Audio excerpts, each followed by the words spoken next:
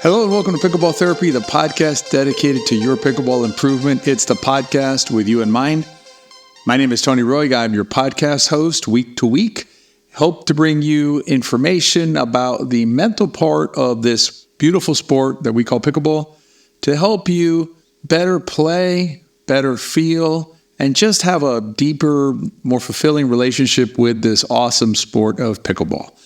What we're going to do in this week's podcast is we are going to start a new format for the podcast. Usually you're used to having two subjects in each podcast. One is like the main subject, maybe not like the main subject, it is the main subject. And then the second subject usually be a riff of some sort. What I want to try is doing a single subject for the podcast. The reason is there's a lot going on in our lives. There's a lot going on the pickleball court, and there's just a lot to this process of improving our mental fortitude when we engage with the sport. And so going to a single subject, I think, will allow us to really hone in on that one subject, have that one subject in mind when we go out to play. And then riff episodes, those will come out from time to time. Those will just be marked as special episodes. Those will drop other days during the week. But Fridays will be reserved for our single subject. And this week, what we're going to dive into is we're going to talk about navigating a game. I think it's really helpful to have some better perspective when we're out there on navigating a game. And I'm going to tell you a story that happened to me during Nationals, a game that I played in, and how there's different ways of experiencing that. And I'll tell you how I experienced it, and then you can see what you think about that process. And I think it's something that you'll be able to apply to your game as well. As we dive into the podcast, I wanted to let you know that we have our new camp dates for 2024 are coming out. If they're not out already when you hear this. So if you want to know more about that, go to betterpickleball.com, check out the camps button, go to the camps, and then you'll see what's available to you. We're going to definitely have an additional camp in Tampa. I believe there may still be some spots, but I'm not 100% sure because I know that there was a waiting list for that. And then we have our Tahoe camps in June, and then we have some Sacramento camps. So we're going to be out in California, somewhere in the Sacramento area, sometime in March. So take a look at those when you get a minute if you're interested in joining us for one of our camps. All right, so let's talk about navigating a game, and I want to focus here on a big picture. In subsequent episodes, we'll talk about more specific. We'll fine tune it, right? We'll go deep into coming back or closing out a game when you're ahead, things like that. But let's look at a big picture approach or a big picture way of thinking about how we navigate a game of pickleball. And when you think about a game of pickleball, what's happening out there is obviously we have a lot of rallies, right? We're serving, returning, hitting other shots, and there's a series of rallies that occur, some that result in points, some that end up with no points at the end. And then at the end of a certain number of rallies, one of us is declared the victor, right? One of us gets to 11. Usually that's what we're playing to, right? So one of us ends up with 11 and the other one ends up with some other score, 5, 6, 3, 9, whatever it is. And we're done. We go to the net, we tap paddles, and our experience is completed for that game.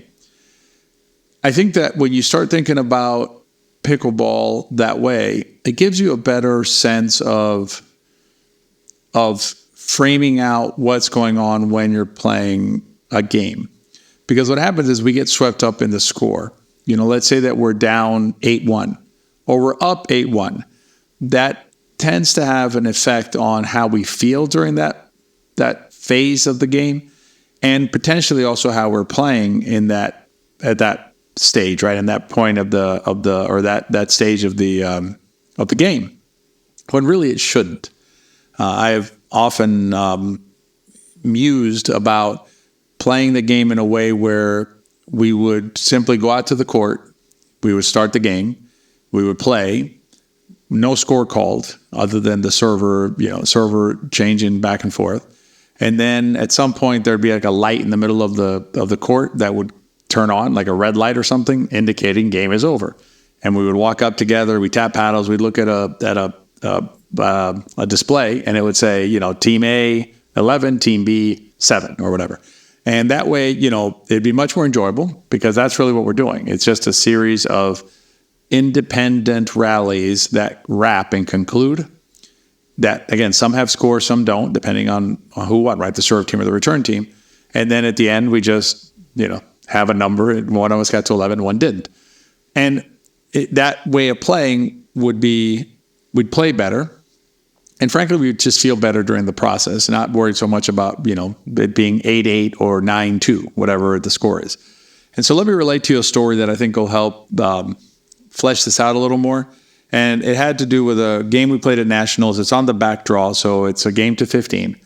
And me and my partner, Brian, we were on one of those, they call them a blind date. We knew each other from other tournaments. We had, we were acquaintances, pickleball acquaintances from tournaments and things like that.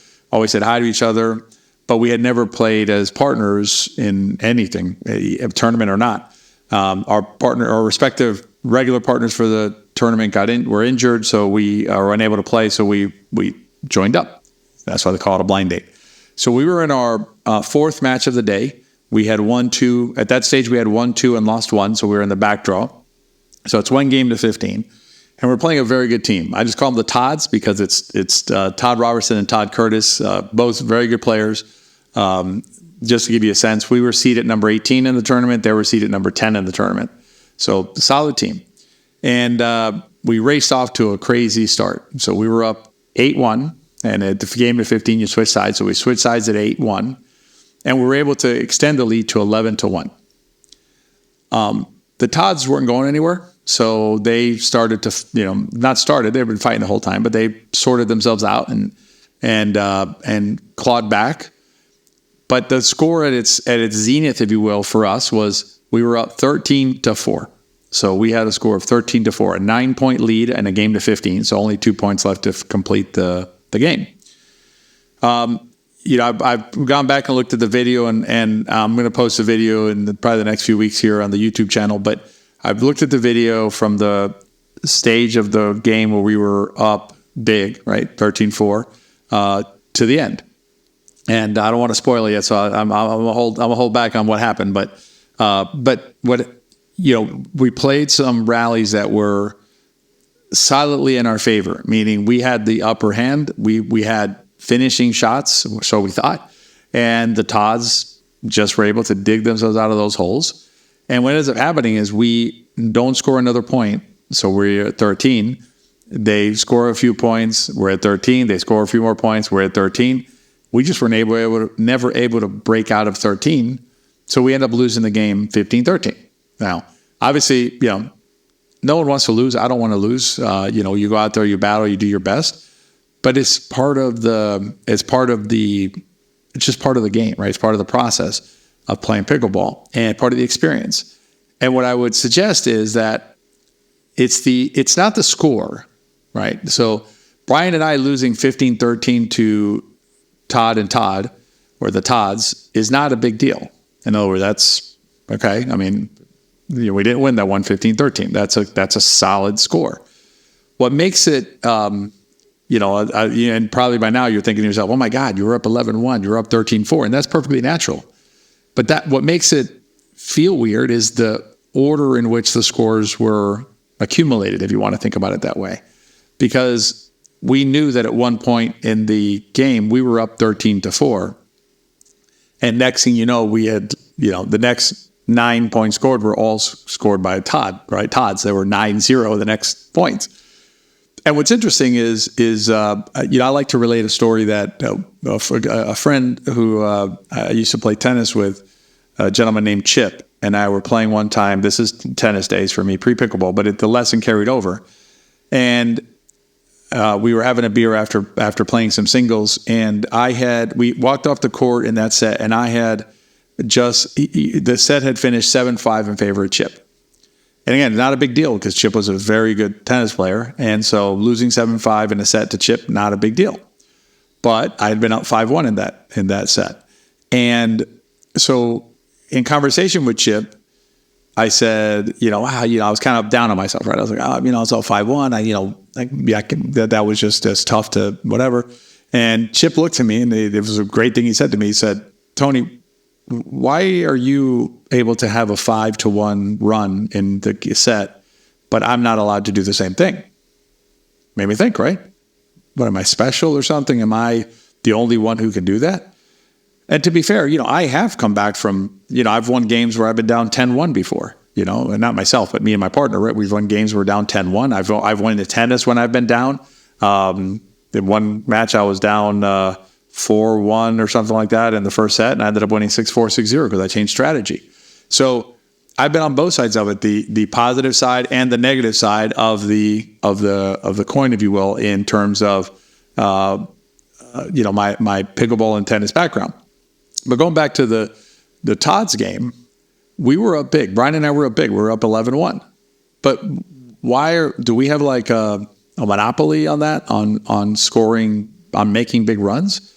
Because I'm going to suggest to you that that's not how the world works. If you're playing at level, and I would suggest you were playing at level, we're all senior pro players, and if you look at it objectively, they were a higher seed than we were. It's natural to expect that you will perform and score points and do good things and do things that aren't great, right? We did a prior episode. Pretty sure we did a prior episode about pickleball being messy. If we didn't, I'll make sure to record it next, but I'm pretty sure it's out there. And so, we're going to do some things that are good, some things that are not great, but so are they.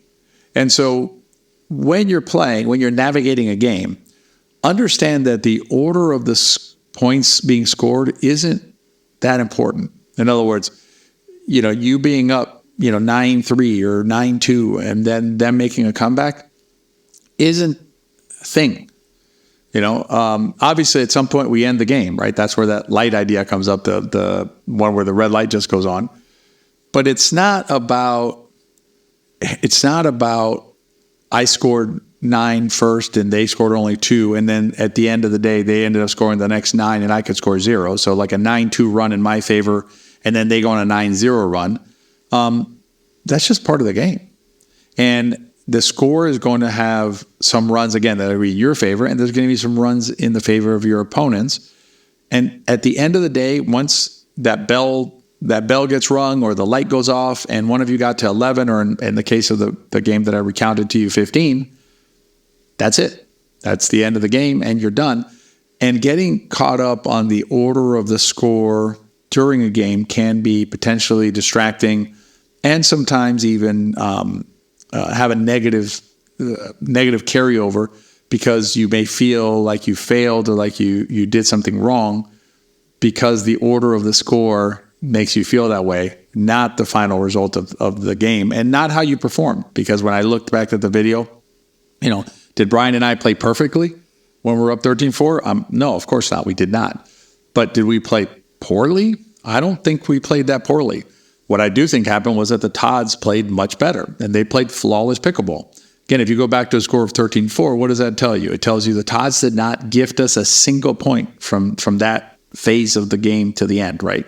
They didn't miss a return of serve. They didn't miss a silly 4-shot. We put a lot of pressure on them. There was a lot of balls they had to hit. And you know what? They hit them. And they hit them all, and they hit them well. And then they were able to string some points together here and there until they got to 15 before we were able to get there. So when you're navigating the games, understand that if you're playing at level, you have to be you need to be playing in an environment where there's a chance you're going to lose. If you're playing pickleball in an environment where there is a 0% chance that you're going to lose that game, you're not playing at level. You're not, frankly, to my way of viewing the game, you're not really doing anything, because you need to be in a situation where there's a chance that you might lose that game for it to really mean something to you. And when you think about games, when you reflect back on games that mattered, normally most of the games that mattered and that you remember are the tough ones, are the ones where you were behind and dug deep and came back, or the ones where you were ahead and they came back and you had to dig deep again. You had to go back into the well. Those are the ones that really stand out. So cherish those games that are close, win or lose, because sometimes you're going to win and sometimes you're going to lose. Remember, that's the deal when you go out there to play pickleball. And as you play, try and keep that longer lens view of the game and the sport, And when you're playing a rally, focus on execution in that rally, not so much what's the current state of the score, because you just got to keep battling until that bell gets rung or that light gets lit up on the court. All right, so that's this week's podcast. Hope you enjoyed the single format of the single subject. I think it's going to be a really good way to focus on one thing at a time as we continue to work on the mental aspect of the game, on what we refer to as the athletic pillar at Better Pickleball and inside our flagship course, the Pickleball system. But that athletic pillar is one of those areas that's often overlooked. Obviously, if you listen to this podcast, good on you, because you're spending some time focusing on a part of the game that most players ignore, and from my perspective, to their detriment, not just in terms of how they feel about pickleball, but also how they're going to perform out on the pickleball court.